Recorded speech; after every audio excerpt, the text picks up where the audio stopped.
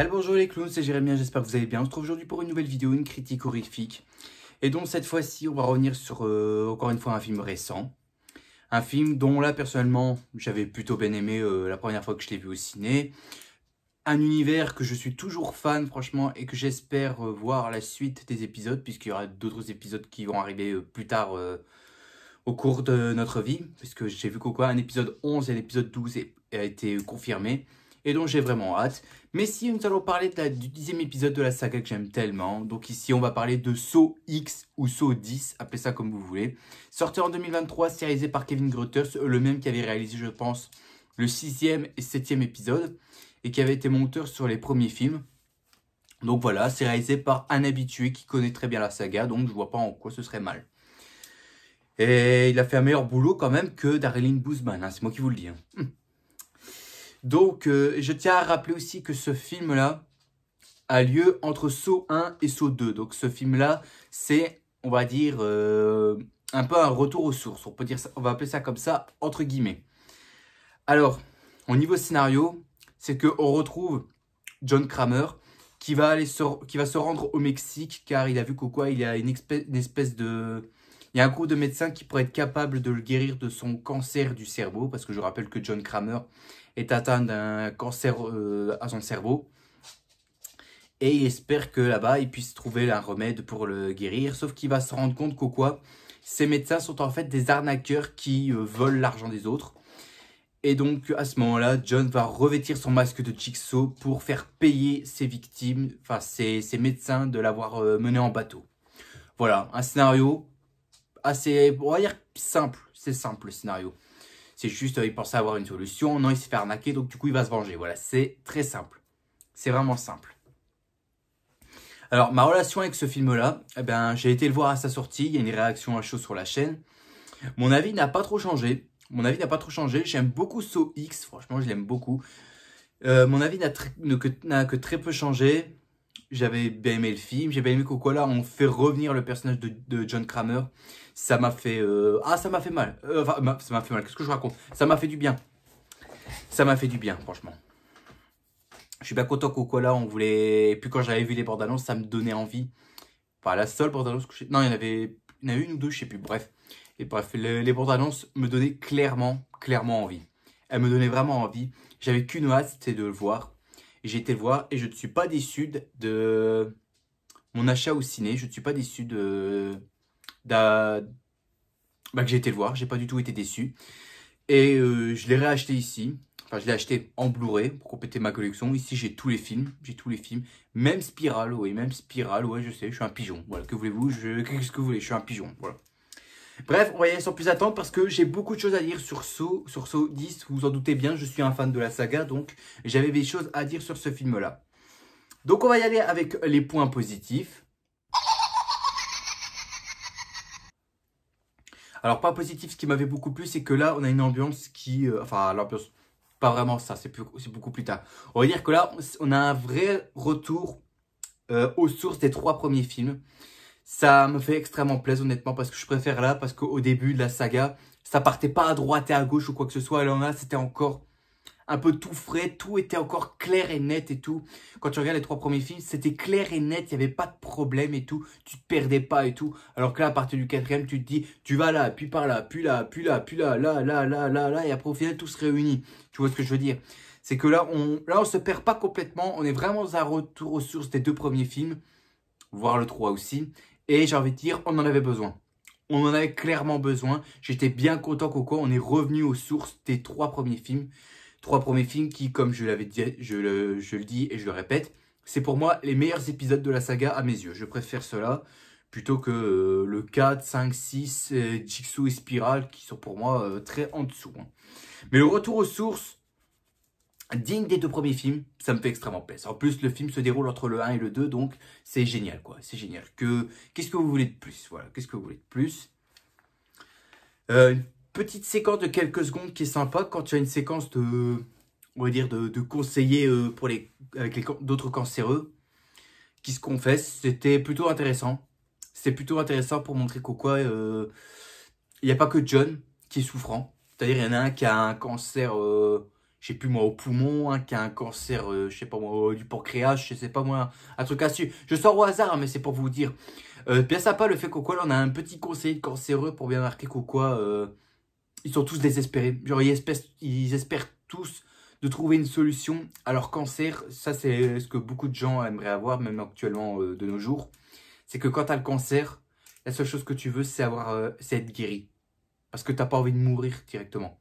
Quand tu as un cancer, tu te dis, ma vie, elle est foutue, quoi. Je ne peux rien faire d'autre. Quand j'ai un cancer, j'ai même pas le temps de profiter de la vie ou quoi que ce soit. Il me reste que quelques secondes à vivre. C'est bien sympa, là, Coco, on a une séquence où il y a pas mal de gens qui se confessent. Je trouvais ça très beau. C'est très beau, dans un seau, pourquoi pas. Vraiment, pourquoi pas. Un seau qui fait vraiment... qui joue vraiment un peu sur l'émotion, là, donc ça me plaît beaucoup.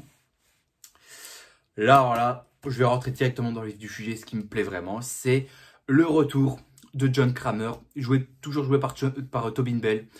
Vraiment génial, quoi. C'est vraiment incroyable, ça fait plaisir, franchement. Tobin Bell, on voit il a John Kramer en lui, en fait. Il a John Kramer en lui. Il connaît son personnage par cœur, il sait comment il doit le jouer, franchement. Il sait comment il doit être, c'est génial, franchement. Et revoir John Kramer, ça m'a fait extrêmement plaisir. Parce que, après qu'on l'avait vu que pendant une scène de flashback dans Jigsaw, et que dans Spiral, il n'apparaît que sur des photos, ça me faisait chier. Ça me faisait chier. Mais là, le fait que là, maintenant, c'est le personnage du film. C'est un personnage assez central du film, puisque c'est quasiment lui le héros du film. Mais ça m'a fait plaisir. Ça m'a fait plaisir on nous remet John Kramer dans un seau. Ça fait plaisir. Parce qu'on n'a plus vu depuis, je vais pas considérer Jigsaw, on va dire depuis Saw 3D. Voilà, on va appeler ça comme ça. Et ça m'a fait plaisir de le revoir, franchement. Et l'acteur n'a pas chômé, franchement. Je sais plus qui l'âge il est il a 80 ans, je pense, Tobin Bell. Eh ben, je trouve qu'il n'a pas chômé. En John Kramer, c'est nickel. Franchement, c'est nickel. J'ai rien à dire là-dessus. Son jeu d'acteur est incroyable. C'est impeccable du début à la fin. Voilà quoi. Malgré que j'aurai quand même des trucs à dire sur John Kramer en termes de points négatifs. Vous en doutez bien. Et puis aussi, c'est qu'il reste quand même imposant. C'est-à-dire que la Lionsgate a écouté les fans parce que les fans savaient clairement que quoi Spiral était de la merde ou quoi que ce soit et que là ça part complètement dans tous les sens et que nous tout ce qu'on veut c'est revoir le vrai Jigsaw, à savoir John Kramer. Et là la Lionsgate nous a tous écoutés, elle nous a écoutés, elle nous a remis John Kramer. Voilà, c'est super, ça fait extrêmement plaisir. Et pas que lui qui revient, il y a aussi Amanda Young, donc le personnage qu'on a vu dans les 3 premiers films, qui était, on va dire, l'assistante de John. Enfin, dans le premier, c'était une victime. Dans le 2, on apprend à la fin que c'était son assistante. Et dans le 3, ça devient l'assistante, mais qui finit par mourir à la fin. Voilà. Mais bon, là, on a remis Amanda, même actrice et tout ça. C'est génial. Elle aussi, elle s'en sort très bien. J'ai rien contre le personnage d'Amanda. Je l'aime beaucoup. Dans les 3 premiers films, j'avais bien aimé son personnage. Quoi, il y avait un développement de fait. Il y avait un développement de fait envers son histoire ou quelque chose comme ça. Je l'aime beaucoup, franchement. Amanda, c'est un personnage que j'aime beaucoup, avec John, bien évidemment. Donc, c'est bien sympa quoi on a remis elle et John. Gros point positif aussi, c'est on nous a resservi l'ambiance digne des 3 premiers films. C'est-à-dire qu'on nous donne cette ambiance jaunâtre, froid, sale et crasseux. C'est génial. Pour moi, cette ambiance-là, c'est ce qui fait l'ambiance de Saw. C'est ce que tu te dis, quand en voyant cette ambiance-là, tu te dis, ça appartient à l'univers Saw. C'est dans Saw que tu vois cette ambiance-là et dans aucun autre. Et pour moi, je trouve que c'est entièrement vrai. L'ambiance jaunâtre, sale et froid, c'est tout à fait du Saw. C'est du Saw. En plus, on peut quand même remercier James Wan parce que c'est lui qui a créé un peu cette ambiance-là. Jaunâtre, froid, sale, c'est un peu lui qui a créé cette ambiance-là. Après, on avait un autre réalisateur qui avait repris ça pour Saw 2, que j'approuve totalement. Voilà, pour moi, cette ambiance-là, c'est clairement l'ambiance qui fait Saw. C'est vraiment Saw. Moi, quand je veux voir un film Saw, il faut avoir cette ambiance-là. Si t'as pas cette ambiance-là, c'est pas un film Saw. Hein? Prends ça dans ta gueule, Spiral. Prends ça dans ta gueule. Ensuite, on a quelques petites séquences de l'opération de John. C'est-à-dire que quand tu vois des médecins qui sont genre 4-5 en train de l'opérer au niveau du cerveau, pas trop mal. Le fait que là, on entend très peu ou quoi que ce soit. Tu sais, c'est comme si tu étais à la place de John parce que quand on t'opère, on t'insère un... Comment on appelle ça? Un espèce de sédatif, c'est pour endormir les patients, pour pas qu'ils ressentent la douleur. Parce que quand on t'opère de l'intérieur, à mon avis, tu dois souffrir le martyre si on te donne pas un sédatif. Là, c'est pas trop mal le fait qu'on a ça. Le fait qu'on a un petit son et qu'on les entend plus parce qu'on fait comme si on était à la place de John. C'était une très bonne idée, franchement. C'est une très bonne idée. Et puis le fait, c'est que plus tard, donc les séquences de quand on voit John se faire opérer, ça me plaît beaucoup. Mais par contre, j'aime bien le fait que la séquence quand John revient et qu'il se rend compte qu'en fait, quand il apprend le mensonge, c'est-à-dire que tout ce qu'il a vu, c'était un canular, qu'il n'a jamais été opéré, que son bandage là, ça servait à rien, ils l'ont même pas touché ou quoi que ce soit. Cette scène-là m'a plu parce que tu as plusieurs plans, plop, plop, plop, comme ça, où tu vois John ainsi, dépressif et tout ça, genre en mode, je vais m'énerver, je vais basculer totalement, je vais me venger ou quoi que ce soit. La séquence m'avait totalement plu. Parce qu'on voyait quand même tout le long du début que John était déterminé à être guéri de son cancer, parce qu'on sait que ce cancer-là, enfin son cancer, ça le tue. Ça le tue de l'intérieur. Et je suppose que des gens qui peuvent aussi me le dire, que quand tu as un cancer, tu souffres tellement le martyre que ça te tue à l'intérieur. Mais là, le fait que là, il a appris là, ils n'ont pas, comment dire, ils l'ont pas soigné, ils ont rien fait du tout, que c'était un mensonge total. Là, je peux totalement dire je suis totalement pour de la rage que John éprouve à cette scène-là. Donc là, c'est une très bonne chose.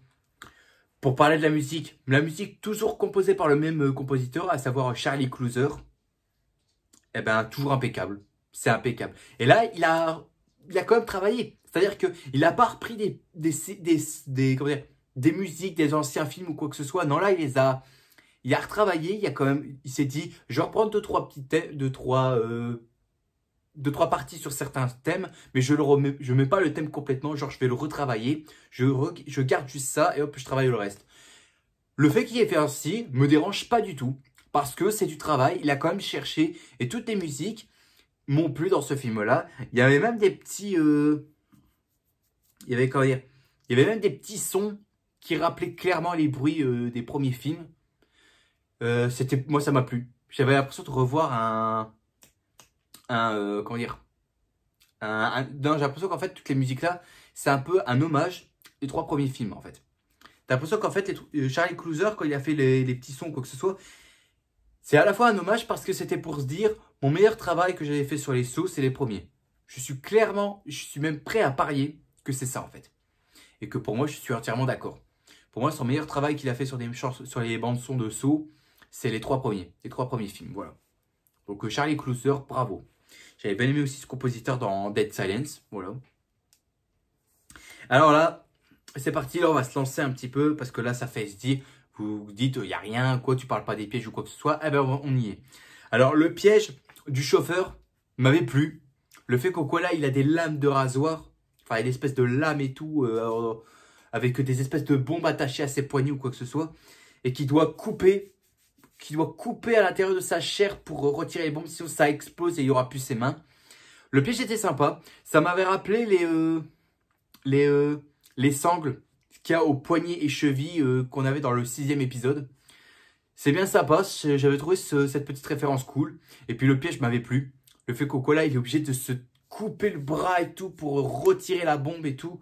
Ah, c'était sadique. Ah, c'était vraiment sadique. C'était vraiment sadique. Bon, c'est pas vraiment violent, mais c'est quand même un peu sadique quand même. Hein. Et ça me rappelle sûrement un autre piège où tu as dû tailler quelque chose ainsi pour récupérer une clé ou je ne sais pas quoi. Je peux dire le piège de l'œil du 2, là, c'est quand le mec il doit s'ouvrir l'œil pour récupérer une clé. Un piège qu'il y a dans l'ouverture du 2. On va dire ça, mais c'est pas vraiment c'est pas vraiment la même chose. Non, on va dire le seul point qui peut dire que ça ressemble, c'est comme j'ai dit, les sangles du 6e épisode. Voilà. Mais le piège m'avait plu. Parce que mon Dieu, quand tu vois ça, t'as envie de souffrir. Tu te dis, tu ressens la douleur et tout. T'as l'impression que dès qu'il plonge la lame dans le bras, t'as l'impression que tu ressens la douleur en même temps que lui. Ah là là là là. Mais c'est un piège que j'ai franchement trouvé génial. Et puis à la fin, John qui lui donne un kit de soins pour qu'il se soigne. Ouais, pourquoi pas. Pourquoi pas. Des moments qui m'ont... Enfin, des objets, on va dire, des personnages quelque chose qui refont leur apparition, ça me fait plaisir. C'est déjà qu'on a le retour du cochon, c'est-à-dire le vrai masque de cochon avec des cheveux et la veste rouge et noire digne de la saga Saw. Je suis bien content qu'on ait remis ça, franchement. Je suis bien content.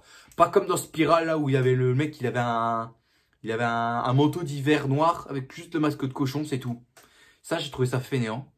J'ai trouvé ça fainéant. En fait, après, tu vas me dire, quand Hoffman faisait la même chose, il était aussi habillé en noir. Ouais, mais là, c'est pas pareil. C'est pas trop pareil. Le mec dans Spiral, on dirait qu'il avait une doudoune. Voilà. Mais le fait que là, on remet le vrai masque de cochon avec la tenue rouge et noire, enfin la veste, enfin le manteau rouge et noir à capuche, ça me fait extrêmement plaisir. Mais ce qui me fait encore plus plaisir, et je suis vraiment content de le revoir, c'est Billy. Ils nous ont remis Billy, ça m'a fait extrêmement plaisir parce que la marionnette cochon qu'on a eu dans Spiral, elle peut aller se faire foutre, elle peut être balancée dans l'incinérateur, j'en ai rien à foutre. Mais là, ils ont remis Billy, j'étais très content, j'étais extrêmement content. Et en plus, il arrive sur son tricycle, c'est génial. Par contre, le point négatif que je peux relever, c'est qu'il a pas fait son rire.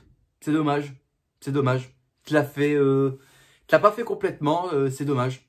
T'as mis le personnage qui arrive en tricycle, c'est sympa. Mais j'aurais voulu juste qu'il ait un rire.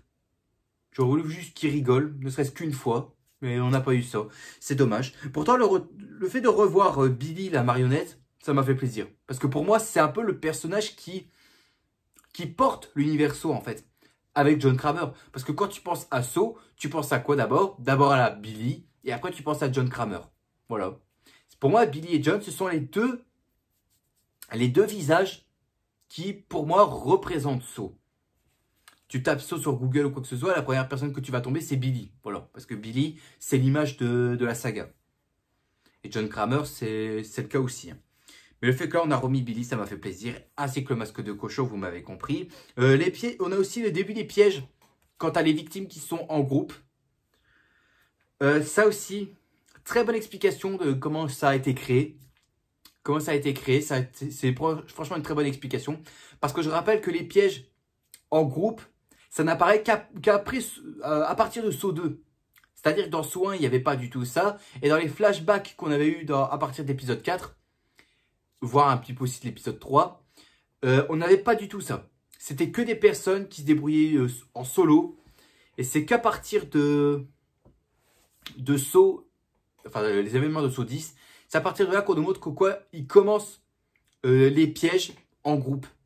C'est-à-dire qu'ils doivent rester en groupe s'ils veulent s'en sortir et ils vont devoir passer des séries d'obstacles ensemble. Voilà, moi j'aime bien ce genre de choses. Le fait que là on a une explication sur comment cette nouvelle méthode a été créée. J'apprécie beaucoup l'idée. J'apprécie beaucoup l'idée, le fait que là ils ont donné une explication parce que là ils se ressemblent tous. Ils ont tous un point commun. Et c'est ça que j'aime beaucoup en fait dans les autres films. Et notamment à partir de Saw 2, c'est qu'en fait, pourquoi ils réunissent toutes ces victimes-là? Ce n'est pas comme ça par hasard. Non, c'est parce que toutes ces victimes-là ont un point commun. Dans le 2, c'était la prison. Et aussi parce qu'ils ont été arrêtés par le même flic.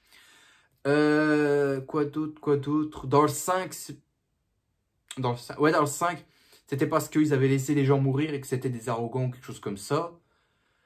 Dans le 6, non. Dans le 7, non. Dans le 8, c'est parce qu'ils ont tous commis des péchés horribles. Et que là, ils se confessent jamais. Voilà.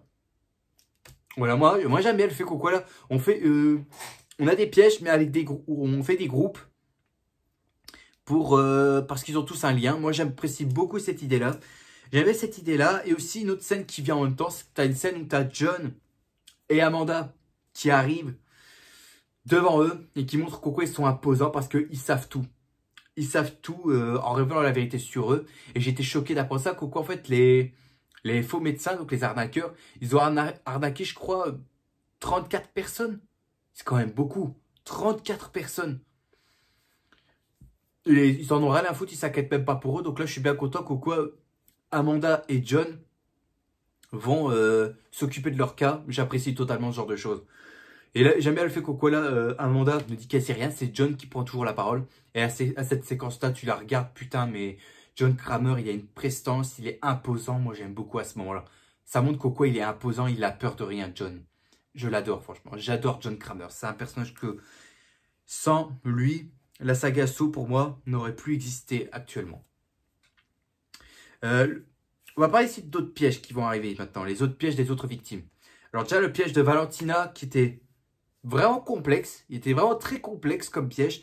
Alors j'explique, elle doit utiliser une scie à fil, je crois, donc un fil très coupant, et elle doit se couper la jambe, et mettre un truc dans un... Ah non, et mettre un tuyau dans sa jambe pour la faire remplir de sang afin qu'elle puisse récupérer la clé pour se libérer du piège. Sans quoi, des lames de rasoir, je crois, ou des lames de scie, je sais plus quoi, vont lui couper la tête.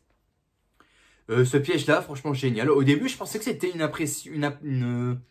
imprimante, tu sais, les imprimantes 3D, enfin pas 3D, mais les impressions, tu sais, textiles et tout ça, quelque chose comme ça. Je m'attendais à ça. Au final, non, ça avait rien à voir. Je m'étais dit, oh, dommage, dommage.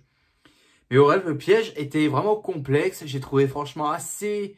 Vraiment brutal. Ce piège-là, j'ai trouvé brutal parce que même quand elle touche les câbles, tu vois quoi, elle saigne directement des mains. Donc je m'étais dit, ah putain, c'est comme si tu mettais ta main dans des fils barbelés, tu te fais mal. Tu te fais mal. Et je m'étais dit, ah là là là là, je veux pas voir ça. Je veux pas voir ça du tout.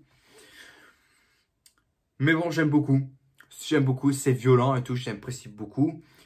Le piège de Matteo, alors là, j'ai adoré. J'ai adoré. Je pense que c'est le piège que je kiffe de tout le film. Le mec est assis sur une chaise ou quoi que ce soit, avec des outils.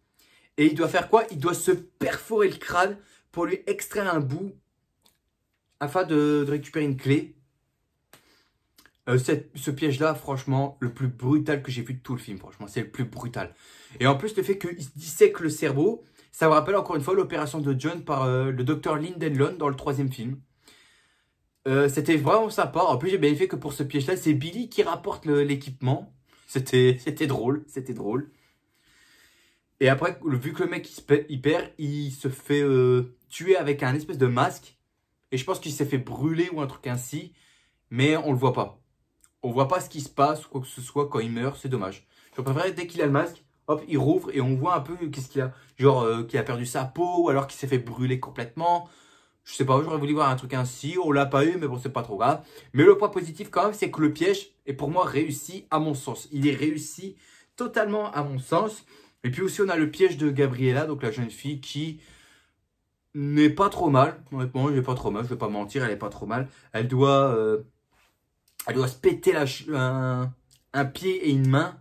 Sinon, elle finit par brûler. Parce qu'elle a une espèce de, je sais pas moi, de ventile. Enfin, pas ventilateur, mais une espèce je sais pas, de mini four ou un truc ainsi, que là elle commence à perdre sa peau et tout ça, c'était vraiment violent quoi que ce soit.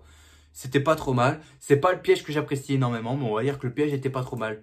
Le fait que là elle doit prendre un marteau et se péter le pied et les mains, aïe aïe aïe aïe aïe aïe aïe aïe aïe, j'ai vraiment eu mal parce que c'est vraiment un piège où on n'a pas du tout envie d'être dedans franchement.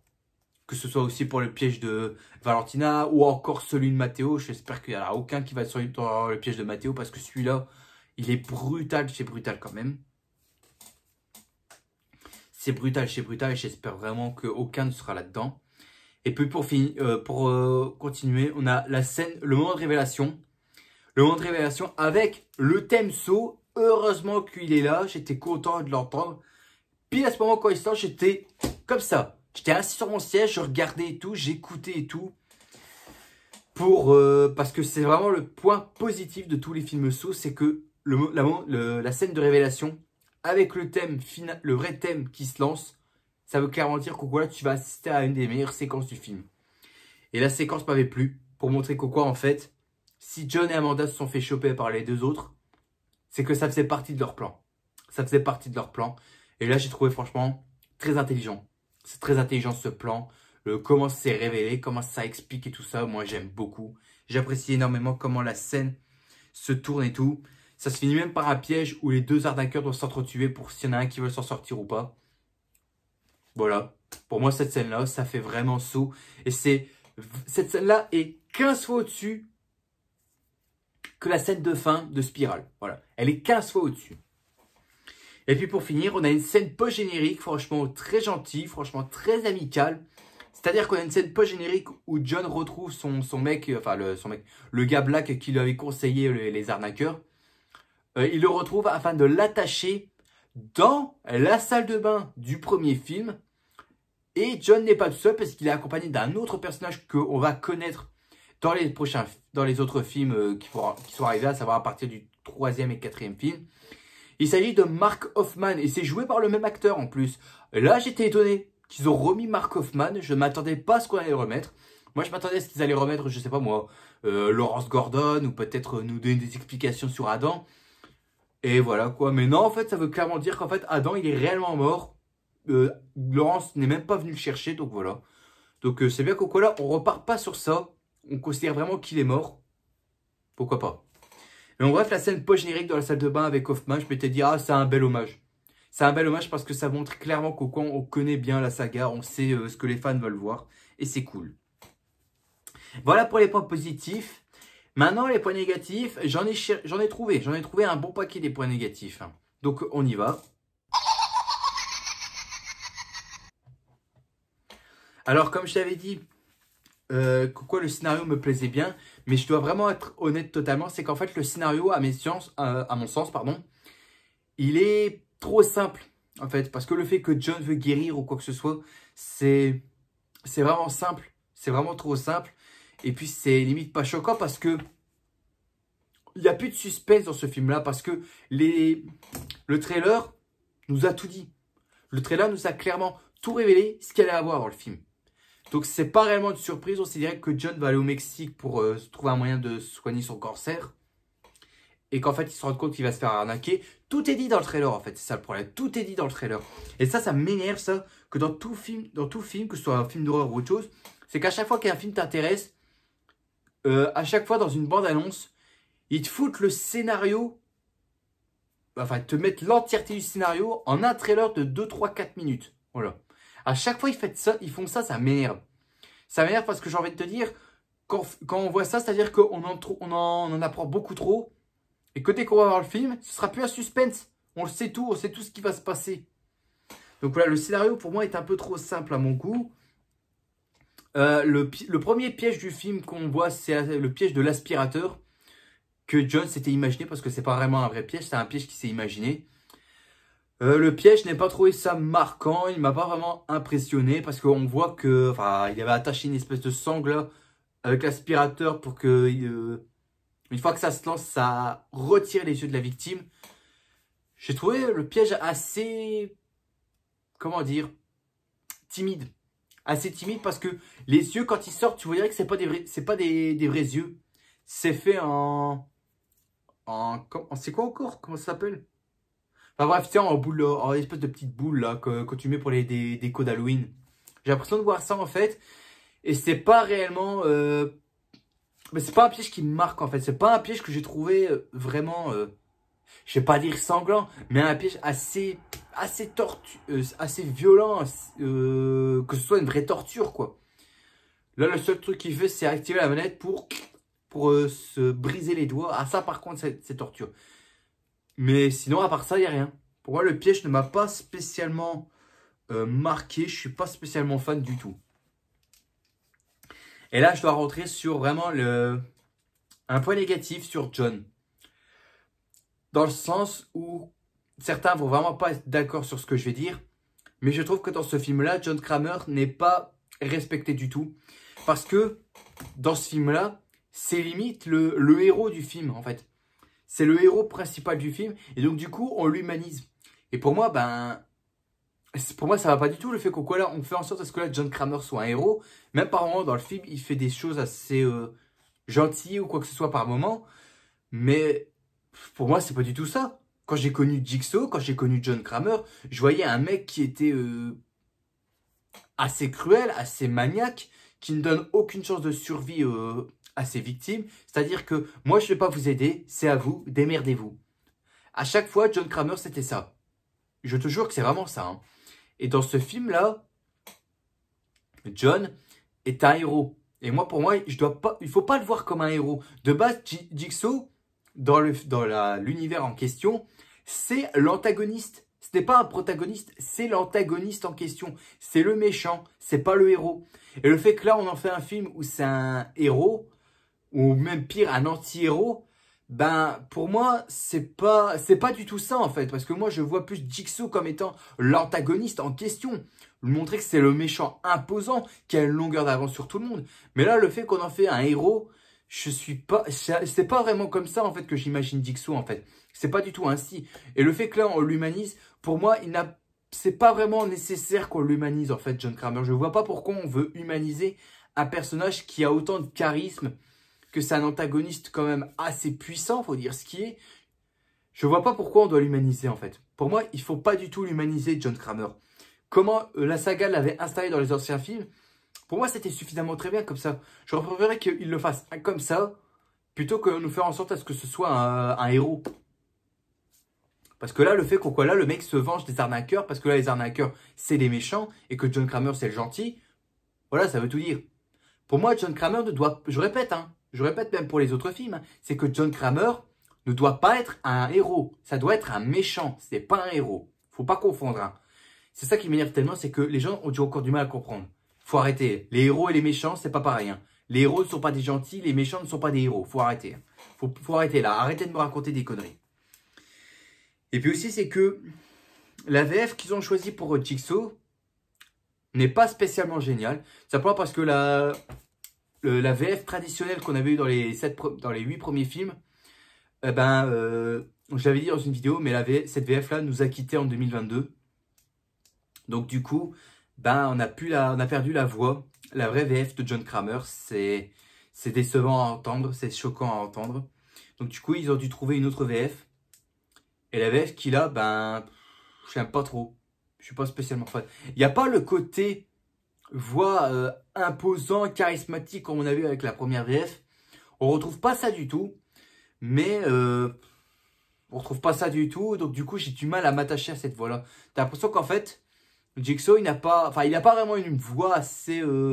un homme assez vieillissant, menaçant, et qui est un peu fou. Enfin, pas fou, mais un peu maniaque. Là, non, on a une voix d'un homme qui a genre, je sais pas moi, la trentaine et tout, pour faire la voix d'un homme de 50 ans, ou voire un peu, soit moins ou plus, ça colle pas du tout. Ça colle pas vraiment du tout, je suis pas spécialement fan. Et puis aussi, c'est que, je l'avais même marqué, les répliques ne sont pas du tout les mêmes. Parce que, vous savez la phrase quand il dit tout le temps I want to play a game. Dans ce film-là, il dit on va jouer à un petit jeu. Pourquoi petit? Dans les autres films, c'est on va jouer à un jeu. C'est pas compliqué de reprendre les mêmes phrases. C'est pas compliqué de reprendre les mêmes répliques. Bon, heureusement qu'il dit vivre ou mourir, à vous de choisir. Heureusement qu'il dit ça, parce que sinon j'aurais pété un câble. Mais c'est juste on va jouer à un petit jeu. Et juste le petit, là, ça m'énerve. Ça m'énerve. Ça m'énerve. Il y a juste ça qui m'énerve tellement. Il y a 2-3 répliques qui sont pas du tout pareilles. C'est emmerdant. C'est emmerdant. Aussi, beaucoup trop de clichés sur les accents mexicains. Franchement, c'est exagéré. C'est vraiment exagéré. Il y en a beaucoup trop. Surtout le chauffeur de taxi, là, tout le temps comme ça. Ah, là, monsieur Kramer, là, permettez-moi de vous présenter. Je ne suis pas Bill, je suis votre chauffeur de taxi. Je vais vous visiter la ville. Voilà. Les accents, c'est comme ça. Ça en devient mais infernal. Casse-couille. Chiant. Voilà. C'est tout ce que je peux dire. Dans chaque film, c'est ça qui m'énerve en fait. Les clichés sur les accents, calmez-vous. Calmez-vous un peu. Calmez-vous. Maintenant, pour parler des arnaqueurs, là, tous les médecins, là, j'ai juste envie de dire que c'est vraiment un point négatif parce que pour moi, c'est juste des... Ils sont caricaturaux, enfin caricatural ou caricaturaux comme tu veux. Et ils sont juste pathétiques, franchement, je peux pas les blairer, quoi. C'est limite des méchants de dessins animés. Tu sais, style, je sais pas moi, Titi Grominet ou alors... non, mieux. En fait, non. C'est limite des méchants de Scooby-Doo. C'est des méchants de Scooby-Doo. Donc, pour moi, ils sont pathétiques. C'est des caricatures. Pour moi, je ne peux pas tolérer ces méchants-là. Je ne peux pas les prendre au sérieux. Ils sont banals. Ils sont pathétiques, franchement. Surtout la chef, là, la blonde, là. Elle était insupportable. Franchement, je ne pouvais plus d'elle. Même à la fin, quand elle essaie de redevenir... quand elle veut redevenir, enfin pas quand elle veut redevenir, quand elle prend la place de Joe, c'est-à-dire que c'est elle qui a l'avantage maintenant, elle m'énerve. Elle m'a tellement énervé que quoi, pourquoi avoir un truc pareil, ça me casse les couilles. Il n'y a aucun qui va, franchement, aucun arnaqueur, je vais y arriver, c'est la fatigue, il n'y en a aucun qui va, ça m'énerve tellement, ils sont insupportables. La seule chose que j'ai envie de voir sur eux, c'est que c'est voir leurs cadavres. Les voir morts, ça me ferait extrêmement plaisir. Mais j'ai aucune empathie pour eux. À aucun moment, j'ai envie qu'ils survivent. Je veux qu'il n'y en ait aucun qui survive. Malheureusement, il y en aura une qui va survivre. Voilà. Quoi d'autre? Oui, à un moment, je sais pas ce qui s'est passé. C'est pour moi une incohérence totale, à mon sens. C'est que, au niveau de la tête de John et Amanda, c'est qu'enfin, au niveau de leur apparence, c'est que pour moi, leur âge ne sont pas du tout respectés comparé aux deux. Parce que, par exemple, je le répète, ce 10 se déroule avant ce 2. Et pour moi, c'est pas compris. Ils ont pas, enfin, c'est pas respecté du tout. T'as l'impression qu'en fait, ils se font plus vieux alors que dans Saw 2, ils seront plus jeunes. Entre guillemets. Ils seront plus jeunes. Notamment Amanda. Amanda, je sais pas ce qu'elle a. Elle a. Tu sais, comme ça, elle a les joues toutes creusées et tout. Je trouvais ça horrible. T'as l'impression qu'elle a perdu 30 kilos, la meuf. Elle a perdu 30 kilos au niveau de la tête. Et je peux te dire, attends, tu vois la tête qu'elle a quand elle va l'avoir dans Saw 2. Il n'y a pas de sens. Ça n'a pas de sens. Vous êtes conscient qu'au quoi le rajeunissement, ça existe? Non, je sais pas. Ils ont pas voulu faire de rajeunissement à Amanda ou quoi que ce soit, ou mettre des prothèses et tout pour la rendre plus jeune ou quoi que ce soit. Non. Non. Et puis là, John, il a l'air plus souffrant, là. Je sais pas pourquoi. Il a l'air plus souffrant que dans le 2. Dans le 2, on voit qu'il tousse ou quoi que ce soit, mais sans trop aller dans le surjoue. Alors que là, c'est comment dire, bah trop dans le côté malade ou quoi que ce soit, alors que dans le 2 il s'en fout complètement. Voilà, je sais pas, il y a que moi qui ai repéré ça, mais pour moi c'est une incohérence. C'est pour moi une incohérence. Je sais pas ce que vous en pensez, hein, mais pour moi c'est une incohérence totale. On a aussi un moment où tu as John et un petit garçon qui vont être attachés à un piège. Et ça, encore une fois, c'est une incohérence totale. Parce qu'à ce moment-là, tu te dis, ah, John, il va peut-être mourir ou quoi que ce soit. J'ai envie de dire, arrêtez un petit peu, quoi. Si le film se déroule avant le 2, ça veut dire que dans le 2, il est vivant. Ça veut dire que dans celui-là, il va survivre. Donc, c'est pas une surprise. C'est pas une surprise. Arrêtez de faire les choquer qu'au quoi, il va mourir ou quoi que ce soit. Arrêtez de faire les choquer. Si vous avez vu les autres films et que celui-là vous dit, ah non, il va peut-être mourir ou quoi que ce soit, alors que vous savez clairement qu'il va survivre et que tu sais direct qu'au quoi, dans le 2, il sera là, c'est pas une suspense. Il n'y a pas de suspense ou quoi que ce soit. Tu te dis pas il va mourir ou quoi que ce soit. Donc ceux qui pensent ça, arrêtez de croire ça franchement. Si tu es fan de la saga, tu sais très bien, tu sais clairement qu'au quoi il allait s'en sortir. Donc arrêtez de nous prendre pour des cons. Faut arrêter de nous mettre des trucs ainsi. Enfin les trucs ainsi ça me dérange pas. Mais c'est les fans qui pensent qu'au quoi ça va pas... le John va pas s'en sortir. Faut arrêter. Arrêtez de me prendre pour un con. Arrêtez de me prendre pour un con. Aussi une petite révélation qui était pas inattendue, qui était vraiment pas inattendue à mon sens, c'est-à-dire que t'as Parker, on apprend qu'en fait c'est le mec de la blonde et il débarque de nulle part, mais on comprend vite parce que tu te dis si elle est là, enfin si il est là,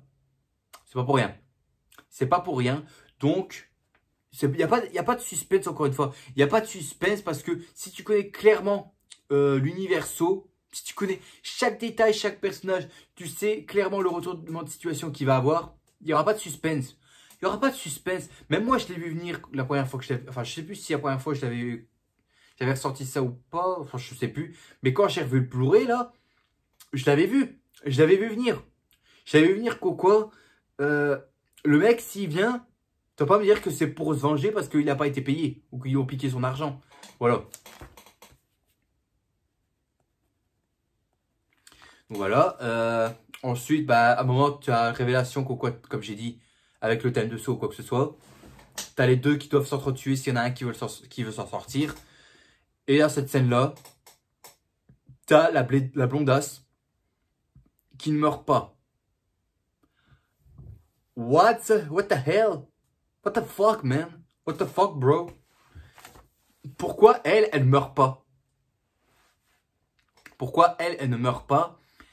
Et aussi, c'est que si la meuf, elle sait quoi John Kramer est Jigsaw ou le tueur au puzzle, si elle le sait, pourquoi est-ce que dans le 2, il n'y avait aucun qui le savait avant? si elle connaissait l'identité de Jigsaw, pourquoi est-ce qu'elle a rien dit à personne? Genre en Amérique ou quelque chose comme ça, ou en témoignage. Pourquoi est-ce qu'elle a rien dit à personne? Voilà, c'est une incohérence que moi j'ai pu relever. Et puis pour finir, c'est un plan final qui me fait chier, franchement. Un plan final avec John, Amanda et l'enfant qui se barre. La porte s'ouvre avec un coucher de soleil. Et c'est un plan digne d'un téléfilm. Pour moi, pas besoin. C'était pas nécessaire ça. Je veux voir un film Saw, quoi. Je veux pas voir la fin d'un téléfilm de 14 heures sur TF1. Je veux pas voir ça. Arrêtez de me foutre des trucs ainsi, franchement. Ça m'avait fait chier. Pourquoi avoir mis une scène pareille? Où ça se termine sur « Ah voilà, c'est joyeux et tout, ils vécurent heureux, ils eurent beaucoup d'enfants. Ah là là !» Voilà, non, arrêtez, il faut arrêter. Hein. C'est un film Saw, hein. C'est pas un téléfilm. C'est pas un téléfilm de merde que tu vois à 14 h sur TF1. Faut arrêter. Bref, je vais m'arrêter là, j'ai tout dit. Passons à la conclusion.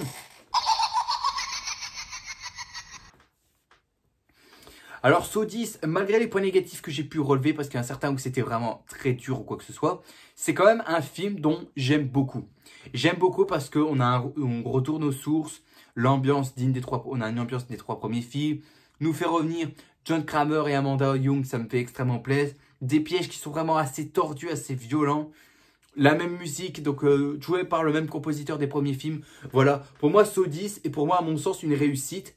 Pas une réussite, succès, félicitations, mais succès dans le sens où il a fait un bon parcours, certes, il a fait un très bon parcours, mais, mais il va quand même baisser un peu parce que à cause des points négatifs que je vous ai dit il n'y a pas longtemps, parce qu'il y a des choses qui pour moi ne passent pas. Le fait que là, John soit le héros et qu'on le considère un peu comme un anti-héros, pour moi, c'est pas du tout ça, ils n'ont pas compris le personnage. La VF qui n'est pas spécialement géniale. Les arnaqueurs qui sont juste pathétiques. C'est des personnages de dessin animé. Une fin à un téléfilm, voilà quoi. Il y a des choses que j'ai dû être honnête sur ce Saw 10. J'espère que vous ne m'en voudrez pas. Ce n'est que mon avis après tout. Je parle ici en tant que fan de la saga. Voilà, je parle en tant que fan de la saga parce que je suis un fan de Saw. Pour moi, ce film-là était bon. Pas excellent, pas mauvais, juste bon. C'est un bon divertissement, moi j'ai beaucoup aimé. C'est pour ça que la note que je lui ai mis, et c'est pour moi une note qui lui va très bien. Je vois pas l'intérêt de lui mettre plus haut comparé aux autres de la saga. Pour moi c'est une note qui lui va très bien. C'est que je lui ai mis un 13,5 sur 20. 13,5 sur 20 dans le sens où il fait bien du taf, franchement, il le fait correctement. Il y a des choses qui sont sauvables, enfin qui sont sauvées à mes yeux, d'autres qui ne le sont pas du tout. Et c'est ce qui fait que quoi, ça fait perdre des points au film. Mais bon, 13,5 sur 20, on va dire que c'est correct. C'est plutôt correct. C'est correct, on va dire que c'est quasi un... Attends, je fais le calcul. Ça fait 75% presque. Donc c'est plutôt bon. C'est plutôt bon à mon sens. Attends, c'est bien ça? Attends, 75. Oui, bien 75, oui. Donc c'est plutôt un bon chef-d'œuvre. C'est plutôt bon comme film et je suis bien content. Et comme je l'ai dit en début de vidéo, j'espère que les prochains épisodes seront toujours incroyables parce que ça a été confirmé qu'on aura un 11e et un 12e épisode et que Tobin Bell était partant pour rejouer John Kramer. Donc je me demande ce que ça va être. Je me demande à quoi ça va ressembler. Donc voilà, 13,5 sur 20 pour Saw 10, c'est une très belle note. Et là, on va s'arrêter là. J'espère à tous que ça vous a au moins plu cette vidéo. Si c'est le cas, mettez un gros like qui me ferait extrêmement plaisir et qui me motiverait bien évidemment à continuer. Aussi, abonnez-vous parce que ça attaque quelqu'un mes vidéos qui ne sont pas encore abonnés. Là, faites attention car je vous ai à l'œil. Et on se retrouvera demain pour une prochaine vidéo. Sur ce, je vous dis à la prochaine. N'oubliez pas le grand avec tout ce qui fait plaisir. Et profitez de la vie aussi, elle est extrêmement importante. Il ne faut surtout pas la gâcher. C'est moi qui vous le dis. Allez, à plus tout le monde. Salut à tous.